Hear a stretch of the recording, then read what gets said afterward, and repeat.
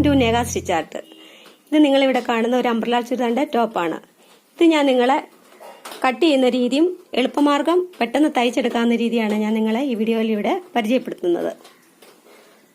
ഇനി നമുക്ക് ഇതിന്റെ ബാക്ക് സൈഡ് ഒന്ന് കാണാം.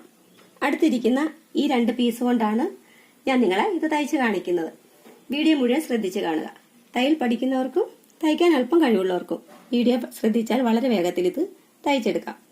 ഇനി നമുക്കിത് കട്ട് ചെയ്യുന്ന രീതി ഒന്ന് നോക്കാം. ഇത് അംബ്രല ചുരിദാറിന്റെ മുകൾ ഭാഗമാണ്, അതായത് യോക്ക് വശം. ഞാൻ നിങ്ങളെ ഇവിടെ അളവെടുക്കുന്ന രീതി പറഞ്ഞു തരാം. അതായത് ഇത് കണ്ടോ, തുണി മറുവശമാണ് മടക്കി ഇട്ടേക്കുന്നത്. അത് നമുക്കിങ്ങനെ രണ്ടായിട്ട് മടക്കി വെക്കാം. അതായത് ബാക്ക് വശവും ഇതിന്റെ ഫ്രണ്ട് വശവും. ഇത് നമുക്ക് ഇതിന്റെ അളവിനി നോക്കാം.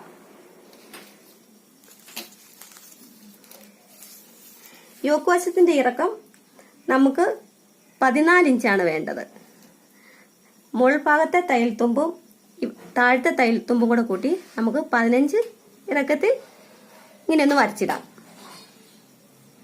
ഇനി നമുക്ക് ഷോൾഡർ 7.5 ഇഞ്ചാണ് വേണ്ടത്.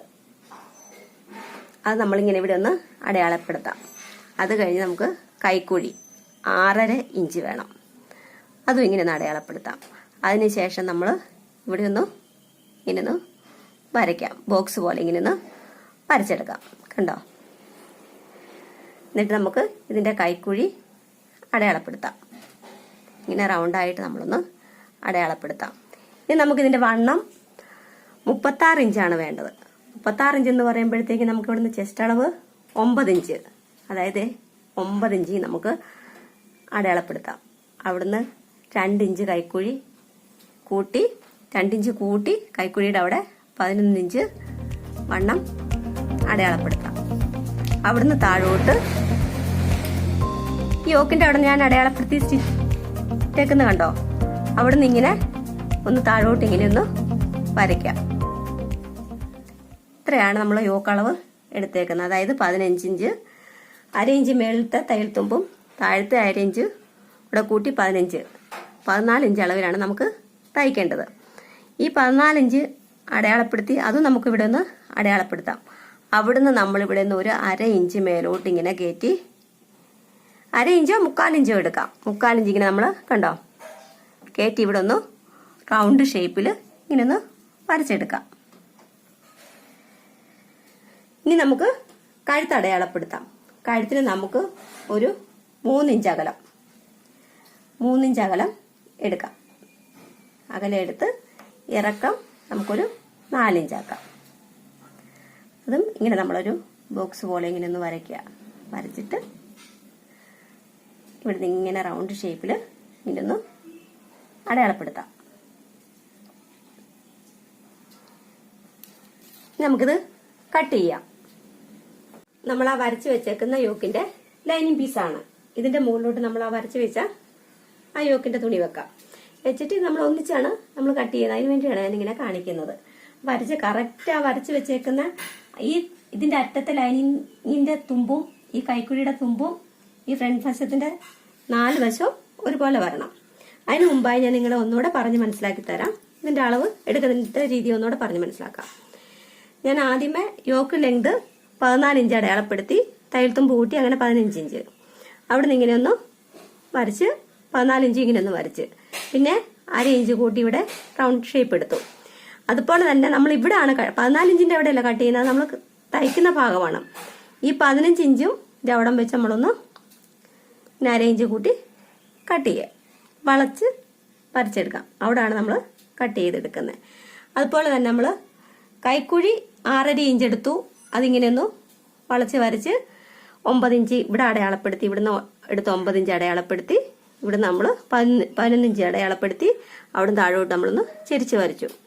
ഇനി നമ്മൾ ഈ ഫ്രണ്ട് വശം, അതായത് കൈക്കുഴിയുടെ ഫ്രണ്ട് സൈഡ് 1/2 ഇഞ്ച് ഇങ്ങനെ നമുക്കൊന്ന് വളച്ച് വരയ്ക്കാം. ഫ്രണ്ട് സൈഡ് മാത്രമേ ഉള്ളൂ കേട്ടോ, ബാക്ക് വശം എടുക്കരുത്. ഇതിന്റെ ഫ്രണ്ട് സൈഡ്. പിന്നെ കഴുത്തിറക്കം 4 ഇഞ്ച് എടുത്തു. 3 ഇഞ്ച് ഇങ്ങനെ ഇവിടെ അടയാളപ്പെടുത്തി.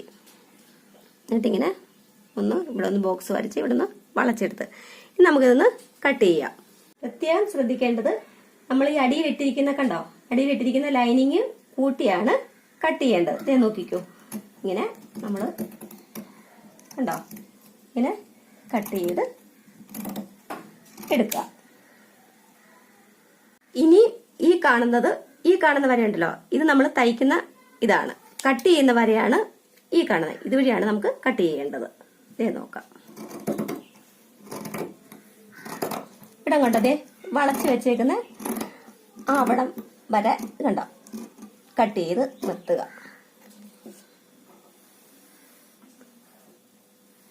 ഇത് തിരിച്ചിട്ട് കൈക്കുഴിയുടെ അവിടം വരെ വെട്ടിയെടുക്കുക. ഇനി പ്രത്യേകം ശ്രദ്ധിക്കേണ്ട ഒരു കാര്യമാണ് ഞാൻ നിങ്ങളെ ഓർമ്മിപ്പിക്കുന്നത്.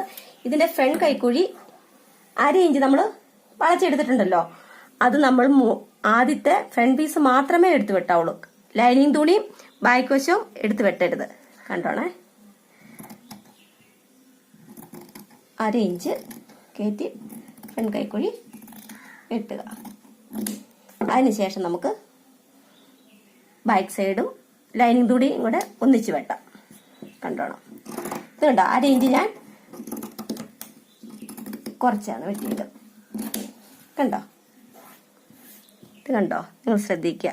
ഇനി നമുക്കിതിന്റെ ലൈനിങ് വശം ഇതെടുത്ത് ബാക്ക് സൈഡ് ഒരു ലൈനിങ് പീസും ഫ്രണ്ട് സൈഡിന്റെ ഇതും കൂടെ മാറ്റുക.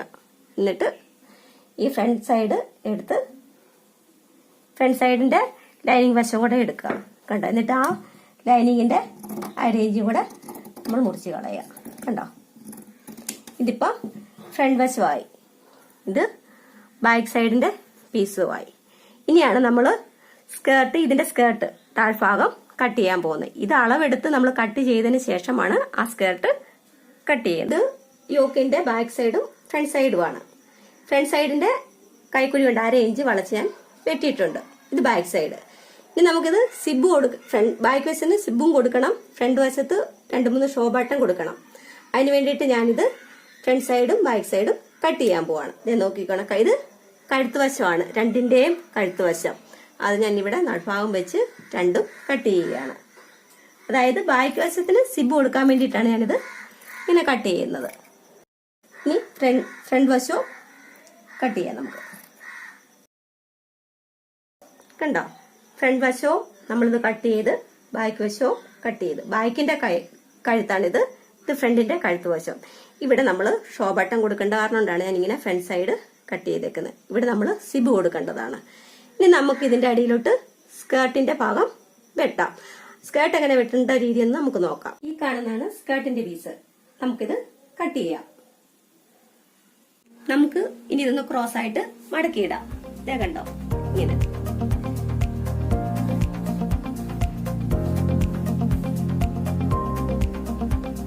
കണ്ടല്ലോ, ഞാൻ ആ ക്രോസ് ആയിട്ട് മടക്കി വെച്ച പീസാണ്. ഇതിന്റെ സൈഡ് ഭാഗം കണ്ടോ, 4 ഒരുപോലെ വെച്ചേക്കുക.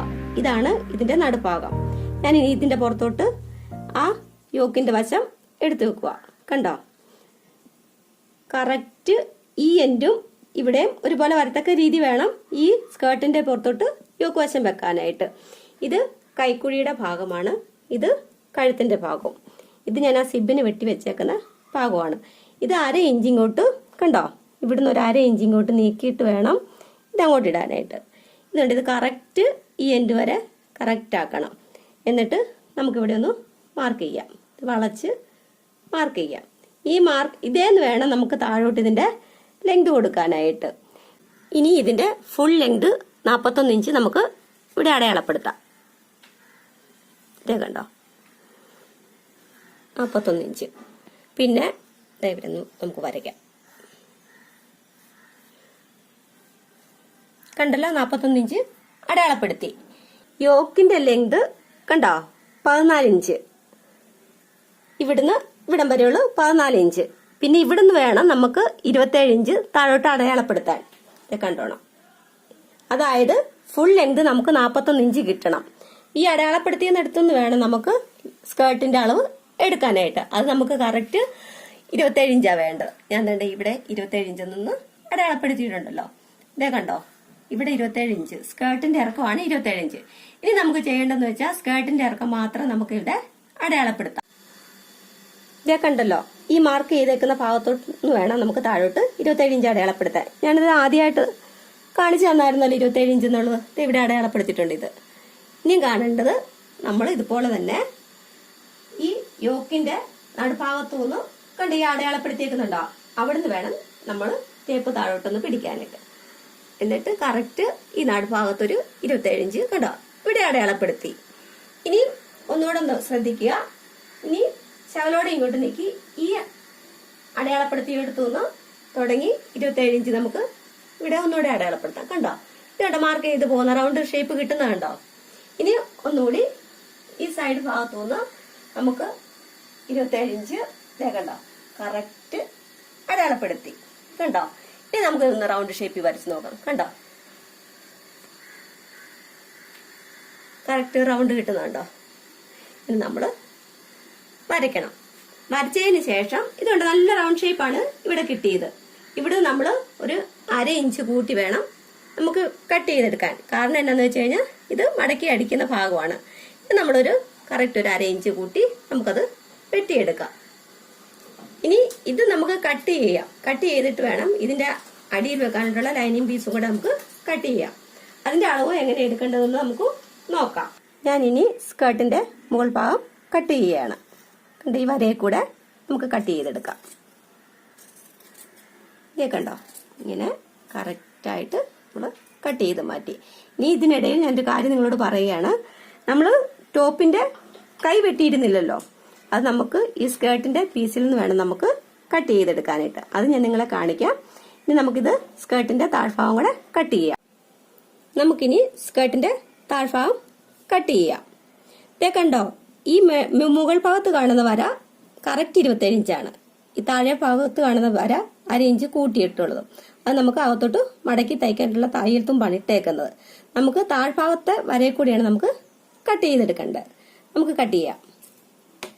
കറക്റ്റ് ലെവലിൽ വേണം നമുക്ക് കട്ട് ചെയ്യാനായിട്ട് നോക്കിക്കോണം. കൂട്ടത്തിൽ ഞാൻ നിങ്ങളൊരു കാര്യം ഓർപ്പിക്കുകയാണ്. ആദ്യമായാണ് നിങ്ങൾ ഞങ്ങളുടെ വീഡിയോ കാണുന്നതെങ്കിൽ ഈ ചാനൽ സബ്സ്ക്രൈബ് ചെയ്യുക. തുടർന്നും പുതിയ വീഡിയോകൾ ലഭിക്കുവാനായി ബെല്ലൈക്കൺ അമർത്തി നോട്ടിഫിക്കേഷൻ എനേബിൾ ചെയ്യാൻ മറക്കരുത്. ഇതേ കണ്ടല്ലോ, ഇതാണ് ചുരിദാറിന്റെ യോക്കും സ്കേർട്ടും. ഇനി ചെയ്യാൻ പോകുന്നത് എന്താണെന്ന് വെച്ച് കഴിഞ്ഞാൽ നമ്മുടെ ഈ സ്കേർട്ടിന്റെ നടുഭാഗം കണ്ടല്ലോ, നടുഭാഗത്ത് നമുക്കിവിടെ ഒരു പോയിന്റ് ചെയ്യാം. കാരണം അത് കറക്റ്റ് നടുഭാഗം കിട്ടാൻ വേണ്ടിയിട്ടാണ് ഇങ്ങനെ ഒരു പോയിന്റ് ചെയ്യുന്നത്. ഇത് സ്കേർട്ടിന്റെ ബാലൻസ് പീസാണ്. നമുക്കിനി കൈക്ക് ആവശ്യമുള്ള പോർഷൻ നമുക്കിതിൽ നിന്ന് കട്ട് ചെയ്തെടുക്കാം. ഇനി അതിന് വേണ്ട അളവ് നോക്കാം. നമുക്ക് കറക്റ്റ് 4.5 ഇഞ്ചാണ് നമുക്കിതിന് ആവശ്യം. ലെങ്ത് കറക്റ്റ് 4.5 ഇഞ്ച് ഇറക്കത്തിൽ എടുക്കണം. നമുക്കിവിടെ ഒന്ന് മാർക്ക് ചെയ്യാം. ഇനി കൈക്കുഴിയുടെ നോക്കിക്കോ. കൈക്കുഴിയുടെ അവിടുന്ന് 2.5 ഇഞ്ച് അടയാളപ്പെടുത്തി ഇങ്ങനെ. എന്നിട്ട് നമുക്കിവിടുന്ന് ഇങ്ങനെ ഒന്ന് വളച്ച് ഇങ്ങനെ ഒന്ന് വരയ്ക്കാം. എന്നിട്ട് നമുക്കിത് കട്ട് ചെയ്യാം.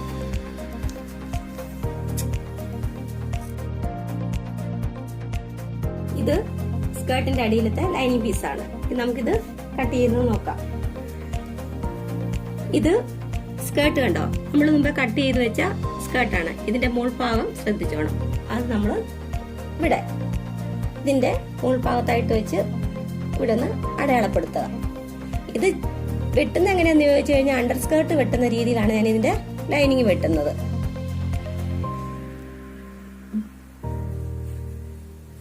ഇനി ഇങ്ങേ അറ്റത്ത് വെച്ച് ഇവിടവും കൂടെ നമുക്കൊന്ന് കറക്റ്റ് അടയാളപ്പെടുത്താം. കണ്ടോ?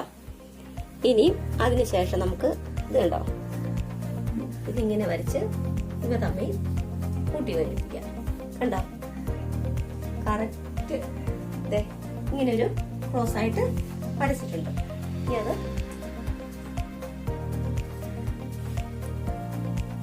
നമുക്ക് കട്ട് ചെയ്യാം.